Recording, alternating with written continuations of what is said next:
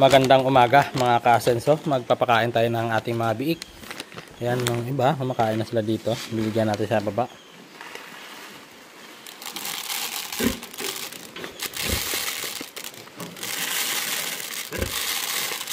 Ayan, medyo nagulat kaya tumakbo.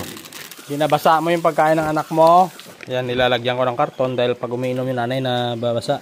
Ayan, pa isa-isa silang kumakain dyan ng Early Win Immunobooster ng Pigrulac. Yang nakikita nyo kulay itim, hindi po yan kulay ng biik na yan na dumihan ng kanyang nanay. Dahil makukulit na po sila. Kapag once na dumudumi ang kanilang nanay, ay hinihigaan nila. Kaya kailangan pag mga gantong oras, nandito talaga ako.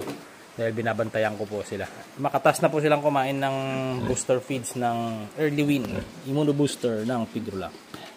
Yan, nilalagyan ko ng karton dito para hindi mabasa once na umiinom yung nanay dahil yung nanay naliligo kusa.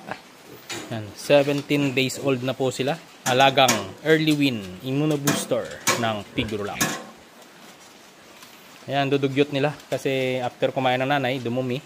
At ngayon, nalinisan ko na. Yan po ang aming alagang biik na 17 days old. Alagang Early Win Immunobooster ng Pigrulac. Ayan po ang aming inahin. First parity pa lang po yan pero sobrang laki na dahil F1 ng Large White at Landrace. Ayan po yung iba. Ito yung isa.